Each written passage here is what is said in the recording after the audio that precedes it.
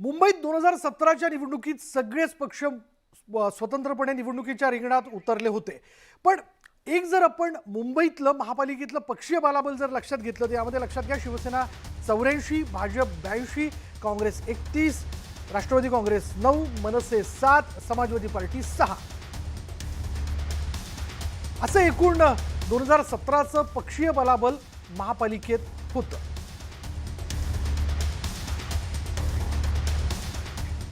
आता मुंबईत 2017च्या निवडणुकीत सगळेच पक्ष स्वतंत्रपणे निवडणुकीच्या रिंगणात उतरले होते.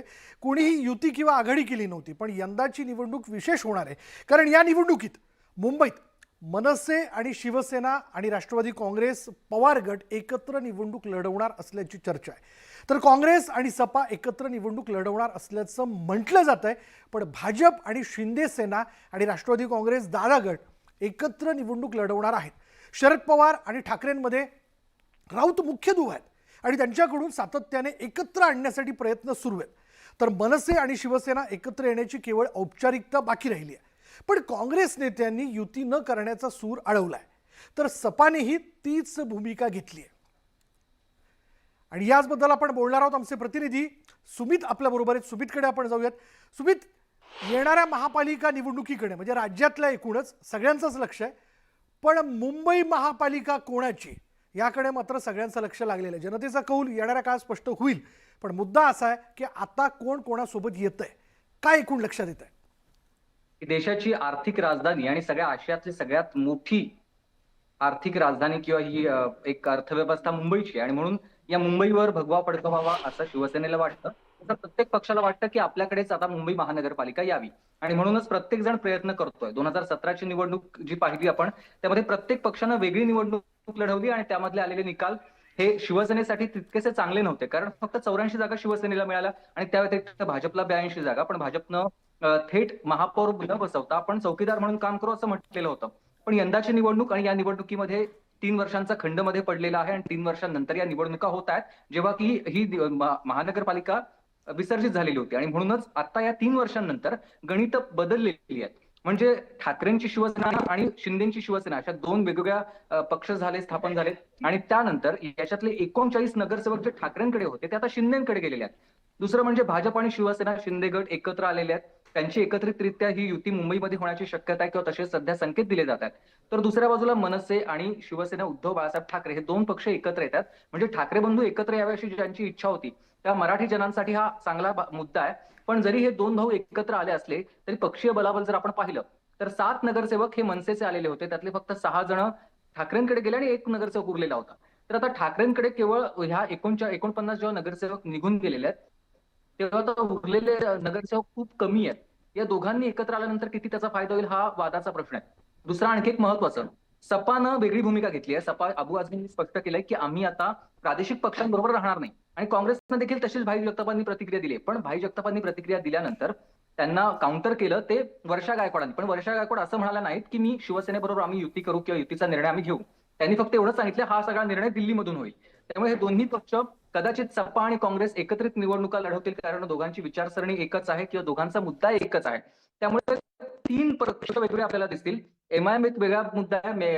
एमआयएमच्या या 6 जागा निवडून आलेल्या होत्या. एमआयएम वेगळ्या झाल्या. त्यामुळे आता आपल्याकडे 3 वेगवेगळे पक्ष असतील, ज्याच्यामध्ये शिवसेना उद्धव बाळासाहेब ठाकरे, मनसे आणि राष्ट्रवादी पवार गट. तर दुसऱ्या बाजूला आता सत्तेमध्ये जे राज्य सरकारमध्ये आहेत ते 3 पक्ष एकत्र येतील आणि दुसऱ्या बाजूला सपा आणि काँग्रेस हे एकत्रित निवडणुका लढवतील आणि एमआयएमचा वेगळा गट असेल. त्यामुळे ही चौरंगी लढत आपल्याला मुंबईत पाहायला मिळेल.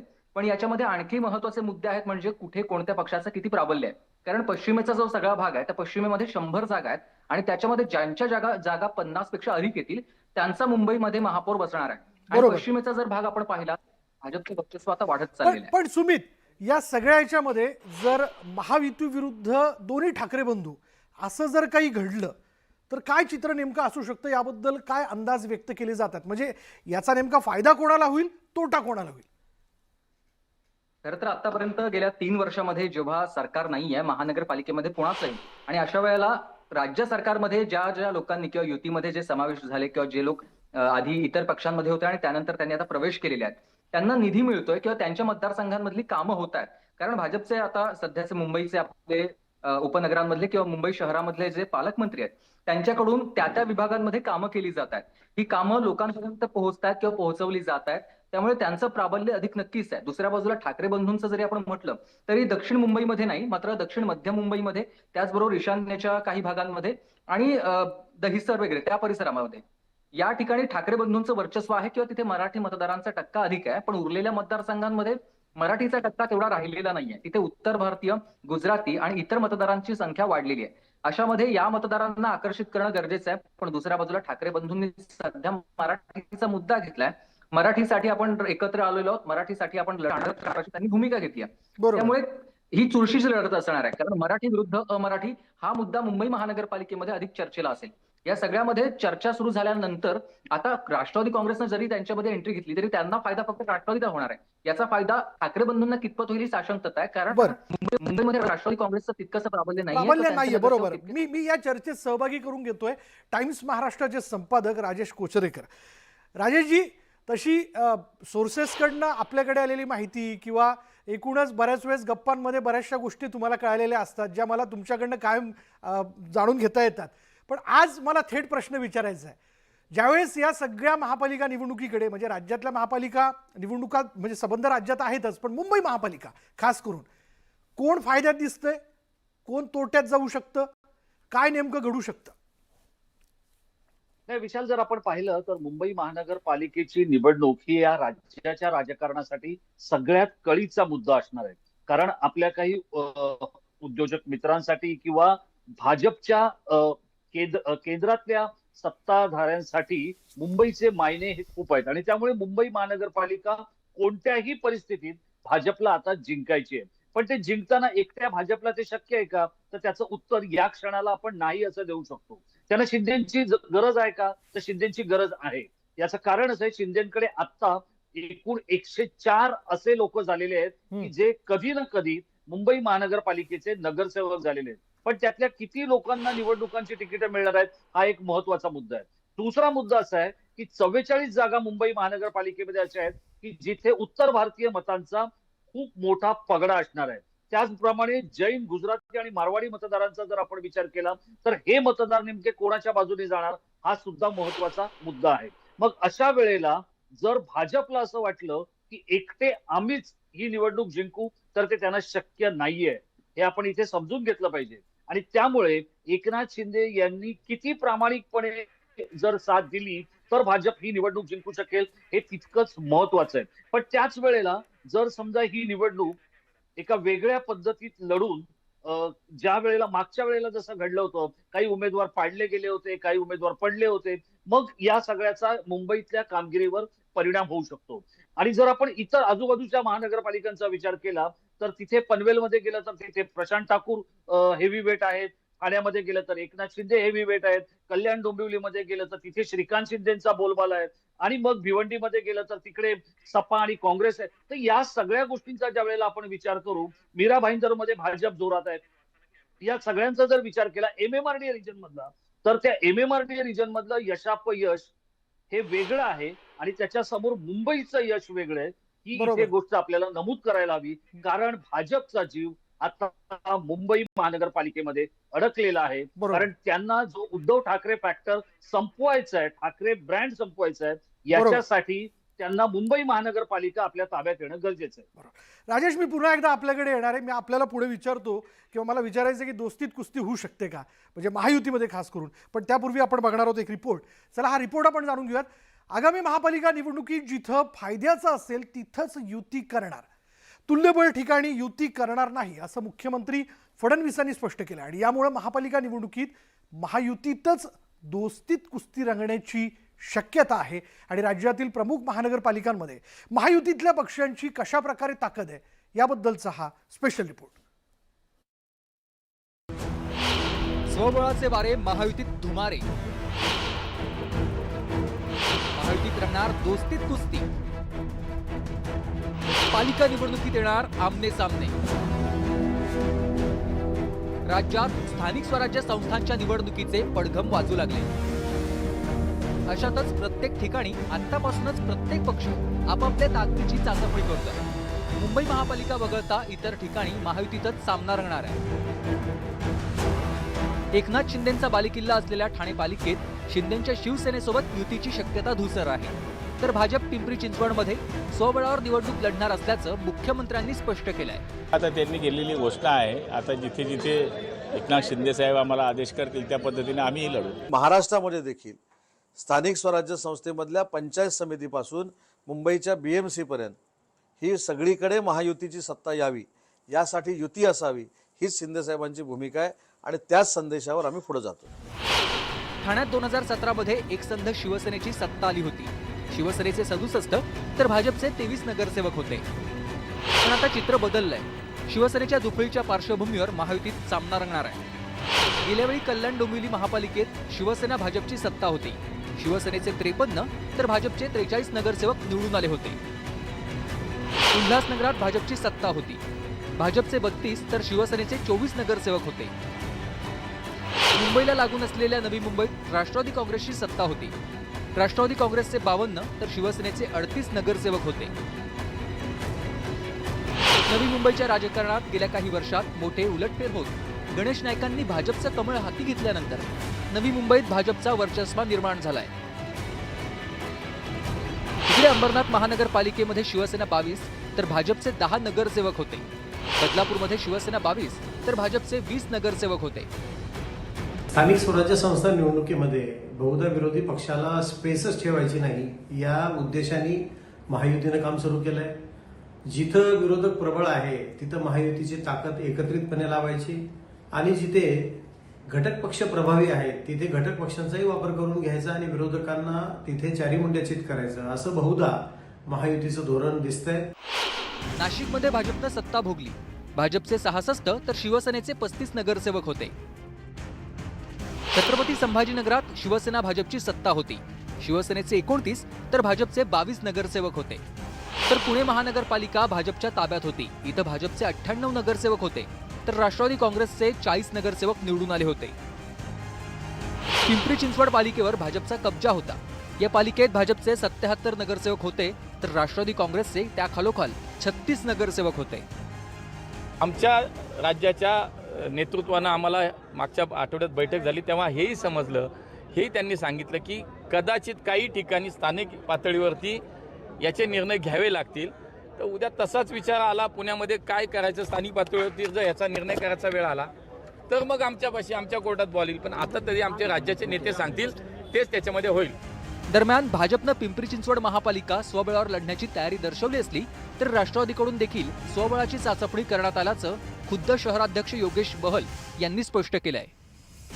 माझं मत मी सांगितलं की मला वाटतं की कदाचित महानगरपालिकेमध्ये युती होणार नाही. आपण त्या पद्धतीने तयारी करावी आणि युती होणार नाही असं समजूनच आपण तयारीला लागावं आणि आम्ही आमची तयारी पूर्ण केली. त्यामुळं आगामी महापालिकेच्या निवडणुकीमध्ये राष्ट्रवादीच काँग्रेस पक्षाचा महापौर होईल या तयारीने आम्ही उतरलेले आहोत आणि आमची ती तयारी पूर्ण झालेली आहे. याच्यातनं निश्चितच आमची पूर्ण तयारी झाली आहे आणि ज्या पद्धतीने जनतेला आम्हाला केंद्रातही मॅन्डेट दिलं, राज्यातही दिलं, त्याच पद्धतीने इथे महापालिकेमध्ये सुद्धा आमचाच महापौर असेल आणि आम्हालाच मॅन्डेट मिळेल. राज्यात महायुतीकडे 232 आमदारांचं बळ आहे. भाजपचे एकट्याचे 132 आमदार आहेत. महायुती सत्तेत असल्यानं कार्यकर्त्यांच्या निवडणुका असलेल्या स्थानिक स्वराज्य संस्थांच्या निवडणुकीत उतरावं अशी प्रत्येक पक्षाच्या कार्यकर्त्यांची इच्छा असते. या पार्श्वभूमीवर आगामी पालिका निवडणुकीत महायुतीमध्ये दोस्तीत कुस्ती रंगण्याची शक्यता आहे. नरेश बोबाटेंसह ब्युरो रिपोर्ट, न्यूज 18 लोकमत. आता मुंबई वगळता इतर ठिकाणी महायुती होणार नाही हे जवळपास निश्चित झालेलं असताना आघाडीत देखील बिघाडी झाली आहे आणि राज्यात पालिका निवडणुकांच्या पार्श्वभूमीवर नवीन समीकरणं जन्माला येत आहेत. आता यामध्ये आपण ठाणे महापालिकेबद्दल जर बोलायचं झालं तर यामध्ये पक्षीय बलाबल 2017चं शिवसेना 67, भाजप 23, काँग्रेस 3, NCP 34, मनसे 1 असं एकूण 2017चं पक्षीय बलाबल होतं. पण आता पुढे काय हा सगळ्यात मोठा प्रश्न. आणि याचबद्दल पुन्हा एकदा बोलण्याकरता आपण जाणार आहोत. राजेश कोचरेकर आपल्याबरोबर आहेत. राजेश, आता ठाणे महापालिका तसं बघायला गेलं तर एका शिवसेनेची 2 शक्ल झाली, बरंच काही गणित बदलून गेलेलं आहे आणि ठाण्यात अर्थात शिंदेंचं प्राबल्य मोठं आहे. अशावेळी भाजपची भूमिका काय असू शकते? तिथं दोस्तीत कुस्ती होईल? नाही, कारण आता जसं देवेंद्र फडणवीस यांनी अगदी स्पष्टपणे एक गोष्ट मांडलेली आहे, आणि ती म्हणजे की जिथे शक्य असेल तिथे, म्हणजे ते असं म्हणाले देवेंद्र फडणवीस की जिथे प्राबल्य असेल तिथे मात्र आम्ही युती करणार नाही. तर आता ज्या वेळेला ते असं इतकं स्पष्टपणे बोलतायत, त्यावेळेला जे तुम्ही म्हणताय तसं की दोस्तीत कुस्ती होण्याची शक्यता खूप अधिक आहे, आणि याचा फटका हा या सगळ्या पक्षांना बसणार आहे. मी आपल्याला इतकं सांगतो की काही महिन्यांपूर्वी मी याबद्दलचं भाष्य केलं होतं की प्रत्येक पक्ष स्वतंत्र जाईल, आणि आता या भाजपच्या डोक्यात असं आहे की फक्त मुंबईसाठी युती करायची आणि संपूर्ण राज्यभरात आपले नगरसेवक किंवा आपले स्थानिक लोकप्रतिनिधी वाढवायचे, असा एक कारण ही जी महानगरपालिकांची निवडणूक आहे ही आता जवळपास काही ठिकाणी 3 वर्षांनी, काही ठिकाणी 4 वर्षांनी होते. मिनी विधानसभा असं या निवडणुकीचं स्वरूप आहे. मग या मिनी विधानसभा निवडणुकीच्या दरम्यान येणाऱ्या पुढच्या 4-5 वर्षात आपण कुठे असू याची चाचपणी भाजपला करायची आहे, आणि त्यामुळेच शिंदे असो किंवा पवार यांना अगदी सुरक्षित स्थळी सोडून देऊन आपण आपला जो काही एकटा पक्ष त्यांना किंवा एकट्याच्या जोरावर त्यांना महाराष्ट्र काबीज करायचा आहे किंवा ताब्यात घ्यायचं आहे, याचे मनसुबे याच निवडणुकीमध्ये रचले जाणार आहेत. पण मी तुम्हाला इतकं सांगतो की भाजपला ते जितकं सोपं वाटतंय तितकं सोपं नाहीये. बरं, आपल्या चर्चेत आमचे प्रतिनिधी अजित मांढरे देखील सहभागी होत आहेत. चला अजितला विचारूयात. अजित, ठाण्याचं काय? एकीकडे आपण पाहिलं तर संजय केळकर म्हणतायत की भाजपचाच महापौर होणार, दुसरीकडे आपण पाहिलं तर शिंदे गटाचा देखील तोच दावा आहे. अशावेळी जो प्रश्न मी राजेश कोचरेकरांना विचारला तोच मी तुला विचारतो की इथे देखील मैत्रीपूर्ण लढत, ज्याला खरं तर सामान्यांच्या भाषेत दोस्तीत कुस्ती होणार का? खरं तर ठाणे जिल्ह्यामध्ये दोस्तीत कुस्ती म्हणण्यापेक्षा इथं नेहमीच भाजप आणि आधीपासून जर आपण पाहिलं, फक्त थोडा मध्ये आवाज गेला होता विशाल, जर ठाणे जिल्ह्याचा इतिहास पाहिला तर ठाणे जिल्ह्यामध्ये फक्त 2 वेळा युती झाली होती, ती पण शेवटच्या क्षणी युती झाली होती, आणि त्यामध्ये जागांच्या वाटपामध्ये देखील वाद होता, आणि नंतर मात्र महापौर बसवताना किंवा उपमहापौर बसवताना, सभापती स्टँडिंग कमिटी बसवताना देखील भाजप आणि शिवसेनेमध्ये वाद झाले होते. आता तर गणेश नाईक असतील किंवा संजय केळकर असतील, निरंजन डावकरे असतील, हे सर्वच जण उघड शिवसेनेविरोधामध्ये वक्तव्य करतायत. गणेश नाईकांनी आणि संजय केळकरांनी तर अनेक वेळा म्हटलेलं आहे, त्यांनी दरबार घ्यायला सुरुवात केली तर दरबारामध्ये त्यांनी म्हटलेलं आहे की जर आम्हाला आमची संघटना वाढवायची असेल आणि कार्यकर्त्यांचं ऐकायचं असेल, खरी म्हणजे हे जी नगरसेवकाची निवडणूक असते ही कार्यकर्त्यांची निवडणूक असते, ते जे म्हणतील ती पूर्व दिशा, अशा पद्धतीने आम्ही निवडणूक लढवणार आहोत. म्हणजे एकीकडे त्यांना जे पाहिजे, त्यांना जे ठाणे जिल्ह्यामध्ये चित्र पाहिजे ते सगळं कार्यकर्त्यांच्या नावावर खपून घ्यायचं, अशा पद्धतीनं सगळं सुरू आहे. ठाण्यात आपण जर पाहिलं, ठाणे जिल्ह्यामध्ये तर बहुतांश महानगरपालिकांवरती शिवसेनेचा झेंडा आहे, आणि इथं नेहमीच लढाई जी पाहायला मिळते ती म्हणजे एकनाथ शिंदे विरोधात इतर पक्ष, अशी लढाई पाहायला मिळते. यावेळी देखील चित्र काही वेगळं नाही आहे. भाजप, शिवसेना, राष्ट्रवादी काँग्रेस पक्ष, अजित पवार गट हे जरी सत्तेमध्ये असले तरी निवडणूक लढवताना मात्र हे सगळे वेगळे निवडणूक लढवतील, आणि शेवटी गणित जुळवून सत्तेमध्ये येतील. जर आपण मगाशी आपण जर पाहिलं असेल की पुण्यामध्ये किंवा पिंपरी चिंचवडमध्ये एक वेगळी युती आघाडी होताना पाहायला मिळते, म्हणजे जे 2 पक्ष वेगळे झाले ते 2 पक्ष आता निवडणुकांमध्ये एकत्र येतील, अशी परिस्थिती आहे. राष्ट्रवादी काँग्रेस पक्ष, अजित पवार गट आणि शरद पवार गट. तर इथं ठाणे जिल्ह्यामध्ये नवी मुंबई महानगरपालिका आहे, मीरा भाईंदर महानगरपालिका आहे, उल्हासनगर महानगरपालिका आहे, कल्याण डोंबिवली आहे, इव्हन ठाणे देखील.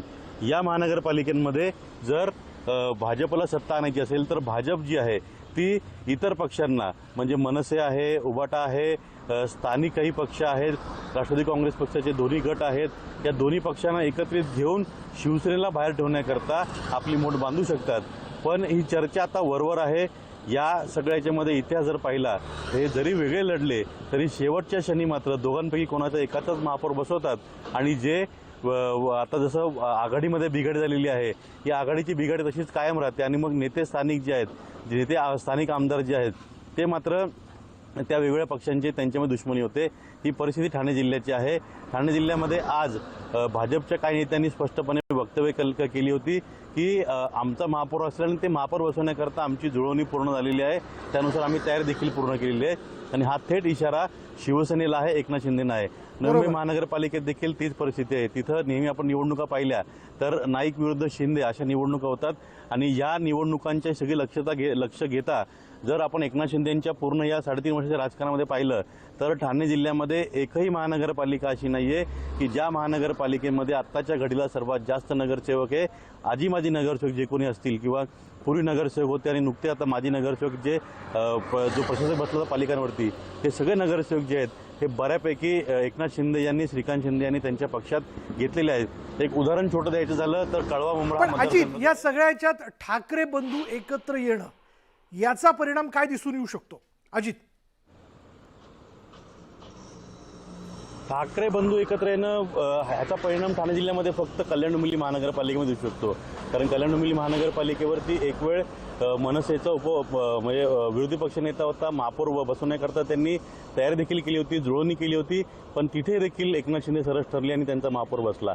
पण आत्ताच्या घडीला ठाणे जिल्ह्यातलं आपण राजकारण पाहिलं तर आणखीन एक म्हणजे भाजपचे प्रदेशाध्यक्ष रवींद्र चव्हाण आहेत, ते जरी महायुतीमध्ये असले तरी त्यांचा देखील उघड अनेक वेळा आपण विरोध जो आहे तो एकनाथ शिंदेंना पाहिलेला आहे.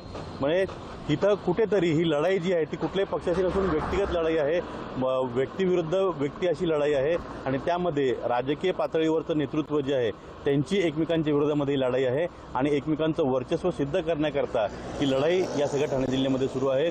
जरी ठाणे जिल्हा आपलं म्हणजे एकनाथ शिंदे मुख्यमंत्री झाले आणि त्यानंतर जास्त हायलाईट झाला असला तरी देखील रवींद्र चव्हाण आता भाजप प्रदेशाध्यक्ष झालेले आहेत. त्यामुळे तो संपूर्ण जिल्हा जो आहे ज्यामध्ये राज्यातल्या 2 प्रमुख व्यक्ती जे आहेत त्यांची प्रतिष्ठा पणाला लागलेली आहे.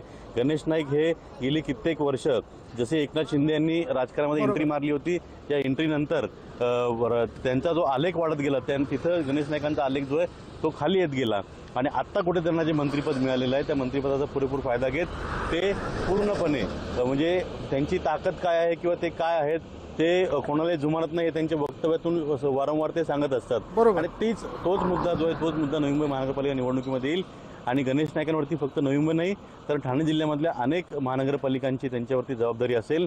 जिल्हा परिषद असतील, सरपंच पदाचे असतील, अनेक ठिकाणी जे आहेत ही आपल्याला जी विचार न केलेली युती देखील पाहायला मिळेल. तसं आपण स्थानिक पातळीवरती अजित काही घडू शकते. शेवटी या महापालिका निवडणुका आहेत, स्थानिक स्वराज्य संस्थांच्या निवडणुकीत हे गेल्या वेळी पण म्हणजे इतिहासात देखील घडताना आपण बघितलं आणि यापुढे ते घडू शकतं. धन्यवाद अजित आतापर्यंतच्या सगळ्या माहितीबद्दल. राजेश, मला आपल्याकडे यायचं आहे, ठाकरे बँडबद्दल आपण बोलूयात कारण लोकांच्या मनात याबद्दल फार मोठी उत्सुकता आहे. शेवटी जनताच ठरवेल की त्यांच्या बाजूने कितपत जायचंय.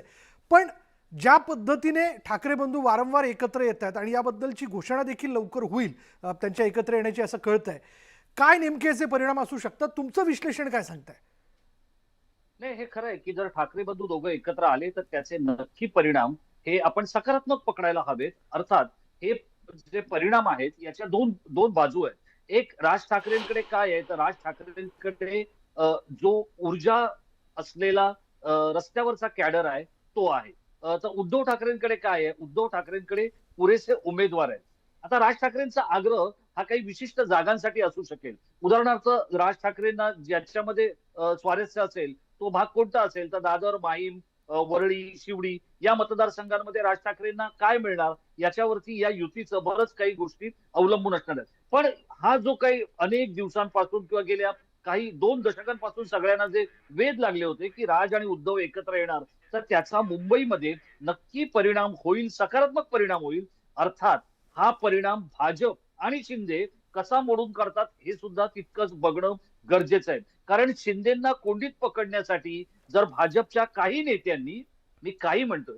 नेत्यांनी जर राज ठाकरेंशी जुळवून घेतलं किंवा उद्धव ठाकरेंशी जुळवून घेतलं आणि शिंदेचा पॉलिटिकल काउंटर करण्याचा प्रयत्न केला तर मग मात्र या सगळ्या गोष्टी आणखी वेगळ्या वळणावर जाऊ शकतील. हीच गोष्ट ठाण्यामध्ये सुद्धा. आणि जसं अजित म्हणाला तसं ही जो ठाकरे ब्रँड जो चालेल तो ठाणे जिल्ह्याचा किंवा MMRD रिजनचा जर आपण विचार केला तर तो फक्त कल्याण डोंबिवलीमध्ये आपल्याला चालताना दिसतोय. जर आपण ठाण्याचा विचार केला तर ठाण्यामध्ये तो फारसा काही परिणामकारक होणार नाहीये.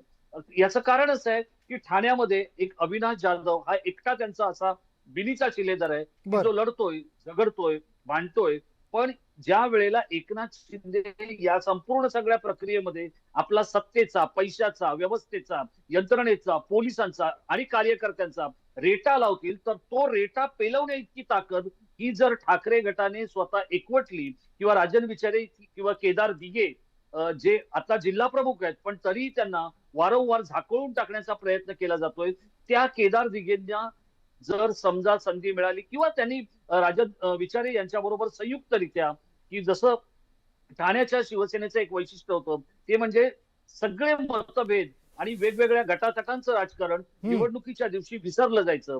आता मात्र काय होणार आहे, कारण 2 शकलं झाल्यानंतर जे गोष्ट ठाण्यामध्ये होणार आहे तीच MMRDA रिजन मध्ये बऱ्याच ठिकाणी मग मीरा भाईंदर मध्ये होईल किंवा मग नवी मुंबईमध्ये होईल. नवी मुंबईमध्ये गजानन काळेंसारखा जो राज ठाकरेंचा मनसैनिक आहे तो तिथे नेटाने काम करतोय, पण प्रत्यक्षात जे इलेक्ट्रो मेरिट असलेले उमेदवार हे राज ठाकरेंना मिळणार आहेत का, आणि ते मिळाले तर त्यांना लागणारी सगळी व्यवस्था उद्धव ठाकरे आणि राज ठाकरे संयुक्तरित्या पुरवू शकणार आहेत का, अशा बऱ्याच प्रश्नांची उत्तरं ही ज्या वेळेला मिळतील आणि ती सकारात्मक मिळतील त्या वेळेलाच हा ठाकरे ब्रँड कामाचा ठरू शकेल. अन्यथा भाजप आपल्या इतर ज्या काही युक्त्या, प्रयुक्त्या, क्लुप्त्या ज्या काय त्यानुसार ठाकरे ब्रँड पण झाकळून टाकण्यासाठी सरसावलेली असेल. पण आता बऱ्याच एवढ्या प्रतीक्षेनंतर हे दोघं भाऊ एकत्र आल्यामुळे जो मराठी जन आहे किंवा मराठी मतदार आहेत त्याला आता असं वाटतंय की आपण इतकी वर्ष किंवा इतका वेळ जी वाट पाहिली त्याचं काहीतरी आता सकारात्मक चित्र आपल्याला दिसतंय. त्यामुळे मराठी मतदार हा या दोन्ही भावांच्या मागे उभा राहील असं दिसतंय. पण मग मराठी मतदार जर त्यांच्या बाजूने उभा राहिला तर भाजपकडे काही मराठी मतदार नाहीये का, तर त्याचंही तर उत्तर त्यांच्याकडे असू शकतो. राजेश बरोबर आहे, तुम्ही म्हणताय तसं एक भावनिक लाट या सगळ्या ह्याच्यातनं जर दोघे भाऊ एकत्र आले तर निर्माण होऊ शकते. पण भाजप देखील या सगळ्या ह्याच्यात खरं तर कच्चा खेळाडू नाहीये, त्यांच्या बाजूने देखील जोरदार प्रयत्न असतील. मी पुन्हा एकदा राजेश आपल्याकडे येतो, पण आता पुणे महानगरपालिकेबद्दल देखील आपण बोललं पाहिजे, कारण तिथे देखील मोठी उत्सुकता आहे. 2017चं एकूण तिथलं बलाबल जर आपण लक्षात घेतलं पुणे महानगरपालिकेचं, तर भाजपकडे होत्या 98 जागा आणि राष्ट्रवादी काँग्रेस अजित पवार गटाकडे होत्या 40 जागा. त्यामुळे यंदा नेमकं तिथे काय घडणार याकडे सगळ्यांचं लक्ष लागलेलं आहे. दादा सकाळी 6 पासूनच खरं तर तिथं कामाला सुरुवात करतात, जनतेच्या भेटीगाठी घेतात. दुसरीकडे भाजपचे नेते देखील काही गप्प बसलेले नाही आहेत आणि तिसरीकडे शरद पवार गट देखील आपला दावा सोडायला तयार नाही आहे. चला बोलूयात याचबद्दल. आमचे प्रतिनिधी वैभव सोनवणे आत्ता क्षणाला आपल्याबरोबर आहेत. वैभव, पुण्यनगरीमधली गणितं काय सांगतायत? म्हणजे आता भलेही असं म्हणलं जात आहे की महायुती म्हणून आम्ही सोबत आहोत, दुसरीकडे महाआघाडी म्हणून आम्ही सोबत आहोत, पण तिसरीकडे अशी देखील एक चर्चा आहे की ठिकठिकाणी आपलं बलाबल लक्षात घेऊन निर्णय घेतले जातील.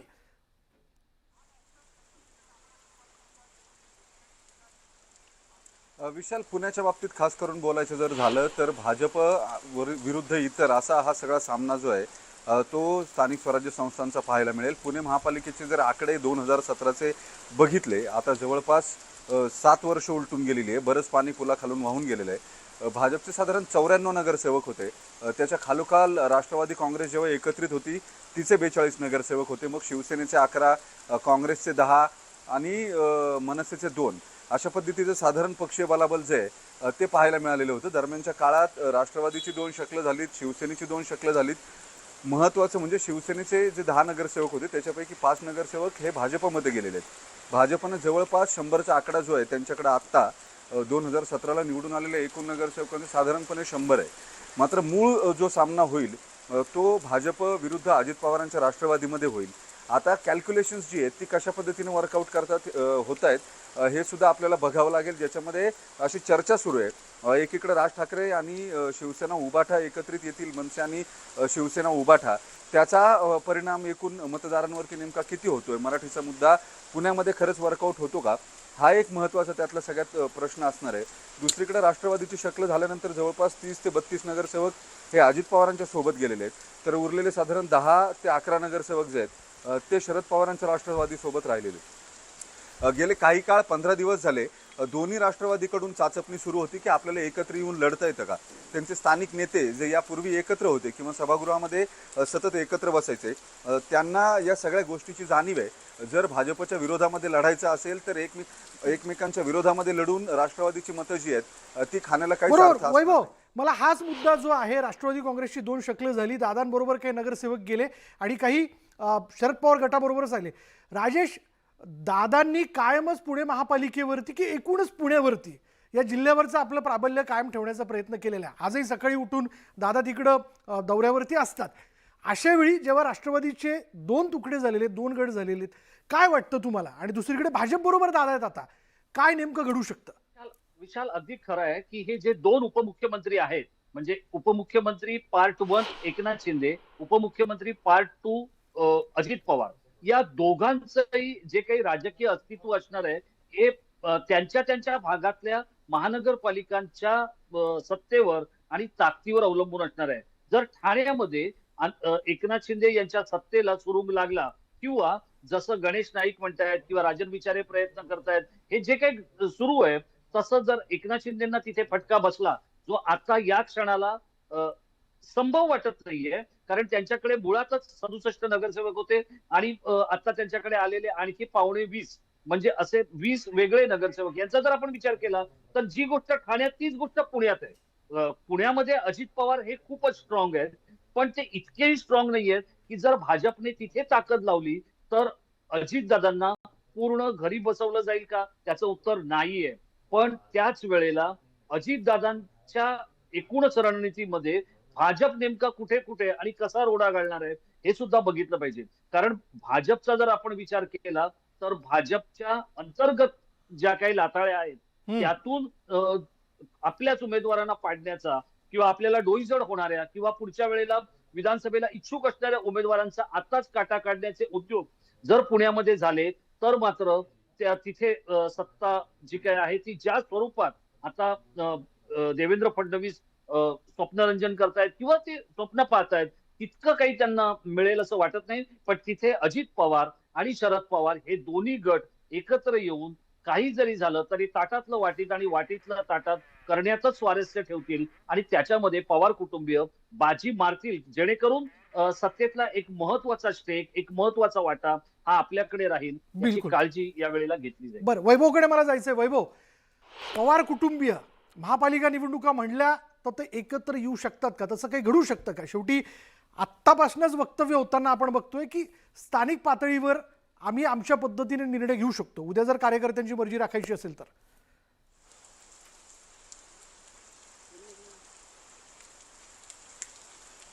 वैभव, विशाल, या सगळ्या परिस्थितीमध्ये एक महत्त्वाचा मुद्दा लक्षात घ्यावा लागेल. केवळ भाजपच नाही, पुण्यातल्या महापालिकेमध्ये राष्ट्रवादी हा मोठा स्टेक होल्डर आहे, पाठोपाठ काँग्रेस आहे. शिवसेनेची 2 शकलं जरी झालेली असली तरी एकनाथ शिंदेंकडे एका नगरसेवकाच्या वरती ताकद नाही आहे. आणि या सगळ्या परिस्थितीमध्ये एक गोष्ट लक्षात घ्यावी लागेल, जर शिवसेना, मनसे आणि राष्ट्रवादीचा एक फॅक्शन जर एकत्र लढला तर ती जी कॅल्क्युलेशन्स असतील किंवा तो जो मतांचा आकडा परिणामकारक ठरेल का, हा एक महत्त्वाचा प्रश्न असणार आहे. जर दोन्ही राष्ट्रवादी एकत्र झाल्या आणि दुसऱ्या बाजूला शिवसेना आणि मनसेही एकत्र झाले आणि या सगळ्यांनी एक मोड बांधली तर भाजपसमोर अत्यंत तगडं आव्हान जे आहे ते उभं राहू शकतं. या दरम्यान काँग्रेसची जागा जी आहे ती काहीशी डळमळीत आहे. काँग्रेस अजूनही काँग्रेसच्या प्रादेशिक नेतृत्वामध्ये आणि स्थानिक नेतृत्वामध्ये सुद्धा कॉर्डिनेशन दिसून येत नाही. त्यांना नेमकं काय करायचं आहे, कुणाबरोबर जायचं आहे. या महाविकास आघाडी म्हणून जो प्रयोग होता, जशी मुंबईच्या बाबतीमध्ये सगळ्यांना शंका आहे की शिवसेना, उबाठा आणि राज ठाकरेंची मनसे एकत्र आल्यानंतर या काँग्रेस त्यांच्या बरोबर जाईल का, तीच परिस्थिती पुण्यामध्ये सुद्धा आहे. कारण त्यांचा तो प्रादेशिक पातळीवरचा निर्णय असेल, त्यामुळे मतांचं विभाजन हे भाजपच्या पथ्यावरती पडणार असेल तर मात्र ती भाजपसाठी बेरजेची बाजू असेल. मात्र जर असं झालं, दोन्ही राष्ट्रवादी, शिवसेना आणि मनसे यांचा एकत्रित अलायन्स झाला तर तो नवा पुणे पॅटर्न असू शकतो. यापूर्वी 2009ला या अशाच पद्धतीनं पुणे पॅटर्न जो आहे तो बघायला मिळालेला होता, ज्याच्यामध्ये भाजपचा स्थायी समितीचा अध्यक्ष करण्यात आलेला होता आणि केवळ कलमाडींना बाजूला ठेवायचं म्हणून अजित पवारांनी भाजप आणि शिवसेनेला सोबत घेतलेलं होतं स्टँडिंग कमिटीच्या बाबतीमध्ये. म्हणजे पुण्यनगरीमध्ये कायम निवडणुका म्हणल्या, म्हणजे स्थानिक स्वराज्य संस्थांच्या निवडणुका म्हणल्या की नवीन पॅटर्न जे ते बघायला मिळतात. राजेश, मी आपल्याकडे पण येणार आहे, पण आपण पिंपरी चिंचवडबद्दल देखील याबद्दल बोलणं फार आवश्यक आहे. वैभव, तुझे धन्यवाद. पुण्याच्या महापालिकेच्या एकूणच येणाऱ्या निवडणुकीबद्दल तू तुझं म्हणणं आणि आपलं विश्लेषण मांडलं. पिंपरी चिंचवडमध्ये गेल्या कालावधीमध्ये कसं पक्षीय बलाबल राहिलं ते आपण जाणून घेऊया. भाजपकडे होत्या 77 जागा, राष्ट्रवादी काँग्रेसकडे होत्या 36 जागा. त्याच्यामुळे या निवडणुकीत नेमकं काय घडतंय हे जाणून घेणं फार महत्त्वाचं ठरेल. जाऊयात आमचे प्रतिनिधी गोविंद वाकडे आपल्याबरोबर आहेत. गोविंद, पिंपरी चिंचवड महानगरपालिका, वैभवने आत्ताच पुणे पॅटर्नबद्दलचा उल्लेख केला. पुन्हा एकदा तोच फॅक्टर, दादांचं पिंपरी चिंचवड महानगरपालिकेवरती विशेष लक्ष आहे. पण गेल्या काही कालावधीत जसं मी म्हणालो की राष्ट्रवादी काँग्रेसमध्ये 2 गट पडले, दादा भाजपबरोबर आहेत, पण स्थानिक पातळीवरती काहीही निर्णय होऊ शकतो. अशा वेळी काय अंदाज बांधले जातात?